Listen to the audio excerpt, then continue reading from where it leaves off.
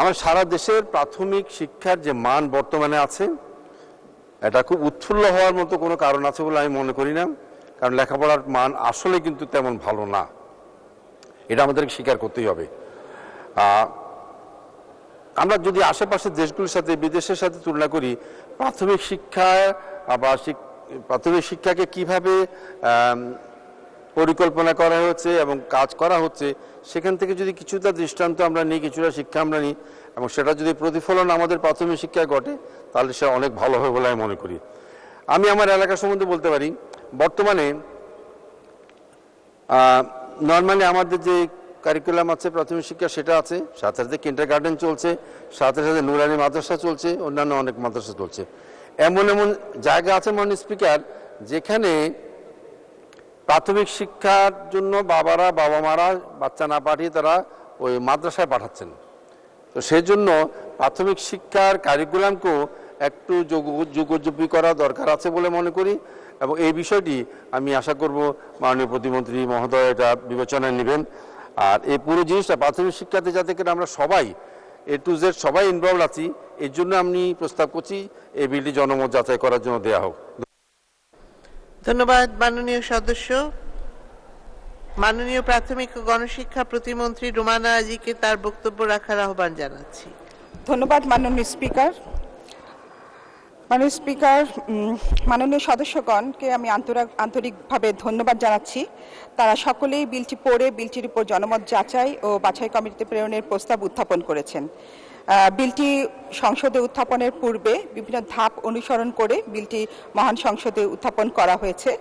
বিলটির উপর সংশ্লিষ্ট মন্ত্রণালয়, মন্ত্রিপরিষদ বিভাগ এবং আইন, বিচার ও সংসদ বিষয়ক মন্ত্রণালয় কাজ করেছে। এছাড়াও প্রাথমিক শিক্ষা সংশ্লিষ্ট সুবিধাভোগী ও সরকারি বেসরকারি বিশেষজ্ঞগণের মতামত গ্রহণ করা হয়েছে। বিলটি সংসদে উত্থাপনের পর স্থায়ী কমিটি কর্তৃক পুঙ্খানুপুঙ্খ রূপে পরীক্ষা করে সংসদে রিপোর্ট পেশ করা হয়েছে। এ পর্যায়ে আবার জনমত যাচাই বা পুনরায় কমিটিতে প্রেরণ করা হলে বিলটি পাশের ক্ষেত্রে অহেতুক বিলম্ব হবে।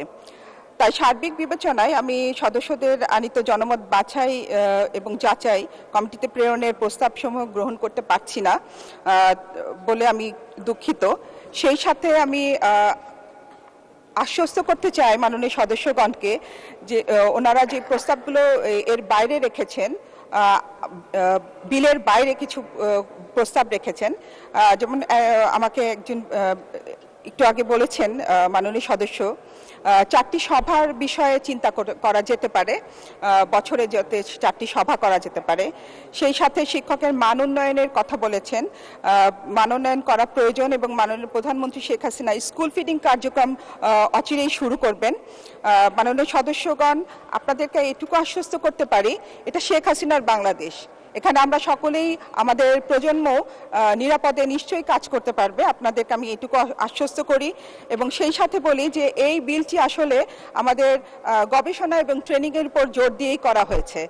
তো সেই সাথে আমি প্রাইমারি এডুকেশনের ভেতরে যেটা করা হচ্ছে আমাদের, তা হচ্ছে প্রি প্রাইমারিকে আকর্ষণীয় করার জন্য 2 বছর মেয়াদ 1 বছর মেয়াদি ছিল, সেটাকে আমরা 2 বছর মেয়াদি করেছি।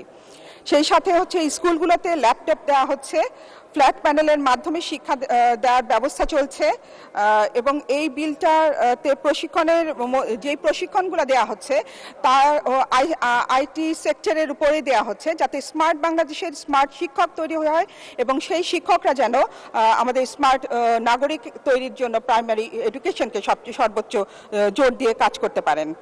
তো আমি আপনাদের এই বিল মানে এই প্রস্তাবগুলো গ্রহণ করতে পারছি না বলে দুঃখিত।